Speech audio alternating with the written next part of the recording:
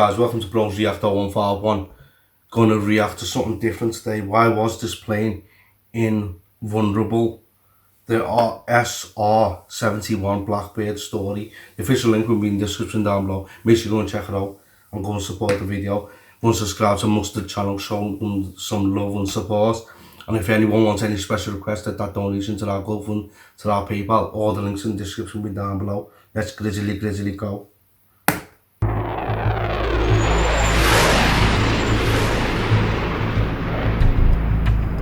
Thanks to Squarespace for making this video possible and for helping launch my new Mustard store. More on that after this video. In the midst of the Cold War, two MiG-25s raced to intercept the threat along the Soviet border.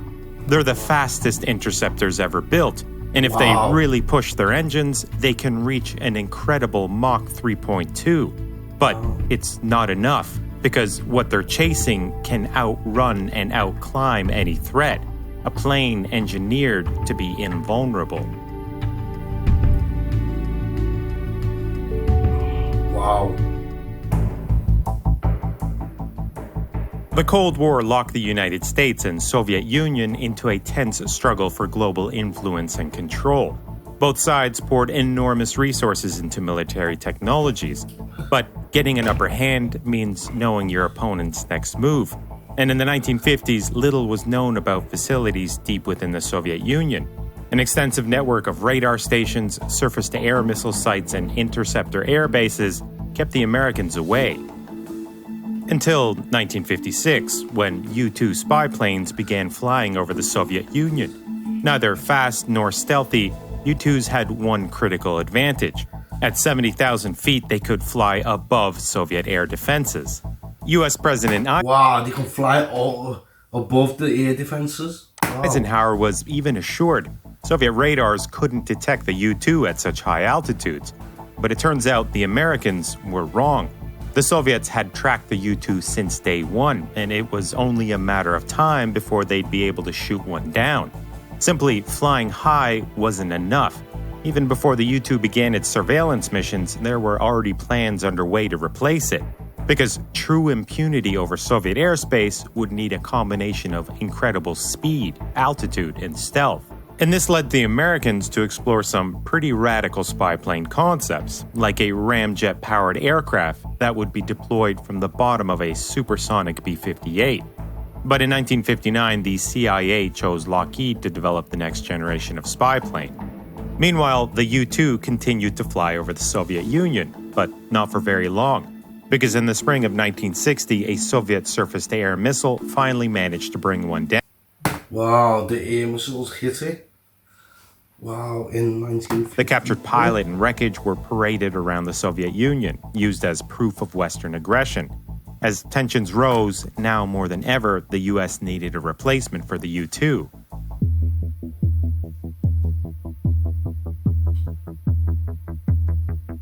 And what Lockheed developed would be unlike any aircraft ever built. A plane that nearly 60 years after its first flight remains the fastest air-breathing jet to ever fly. Lockheed's highly classified spy plane would be known as the A-12. Originally used by the CIA for reconnaissance, the A-12 was also developed into an interceptor prototype, armed with air-to-air missiles, along with a variant that could launch an unmanned reconnaissance drone. But it was the SR-71 Blackbird, a variant developed for the Air Force that would go on to serve for decades, while earlier versions... You know what's so fascinating how they make planes? I love known history, like the backlog, like how did they make the planes and all stuff, and how they upgraded and everything. It's just amazing. ...were quickly retired. The Blackbird could cruise at Mach 3.2, right near the edge of space, and do it for hours on end. To achieve this, Lockheed's engineers had to innovate pretty much everything from scratch. To sustain such incredible speeds, the SR-71 and its predecessors were powered by engines often described as turbo ramjets. Below Mach 2, they functioned like conventional afterburning jet engines. But above that, they behaved more like ramjets, as an inlet cone adjusted to bypass air around the engine and directly into the afterburner. At Mach 3.2, the SR-71's exterior would heat up to beyond 500 degrees Fahrenheit, easily hot enough to soften aircraft aluminum. The Lockheed engineers used titanium for 92% of the aircraft. And in the 1960s, this required inventing entirely new fabrication technologies.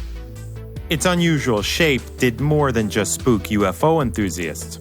It helped reduce its radar signature, as did its special black paint, which earned the SR-71 its Blackbird name. That's it, guys.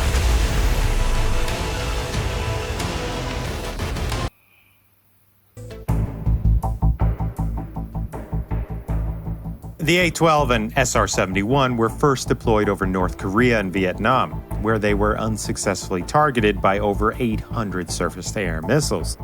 But the spy plane never flew into Soviet airspace, at least not officially, because another shoot-down over the Soviet Union would be catastrophic.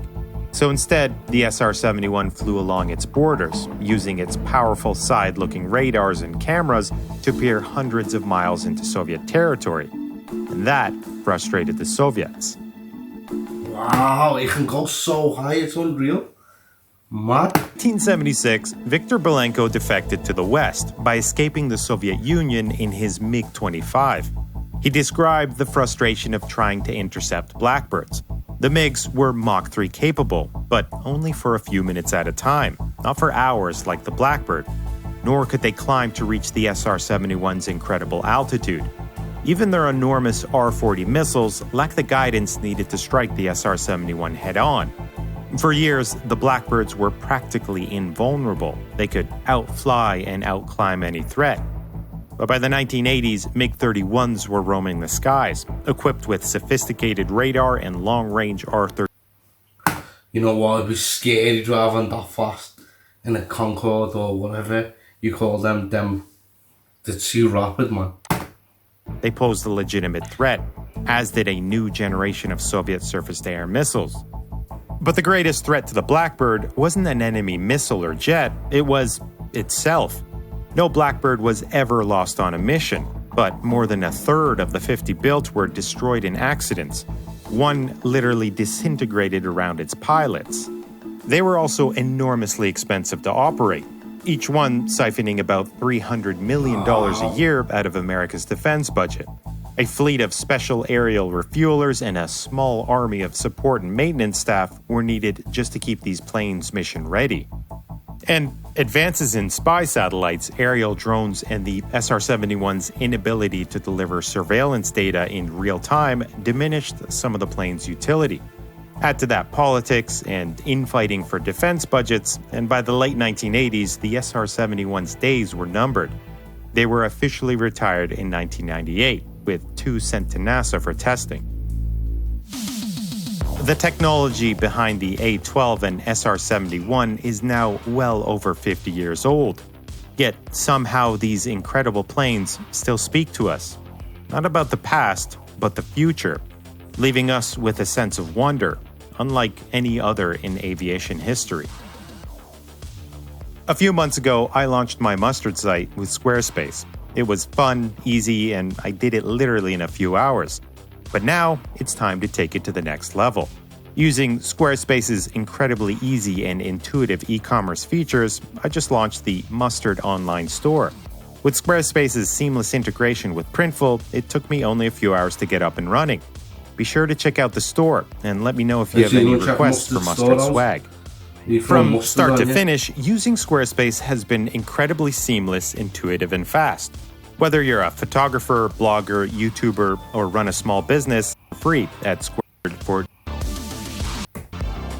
Well, that's it to the video. This was amazing. I love hearing stories about the, like planes, how they made it and everything, like the World War and everything. It's just amazing because obviously we wasn't born back then.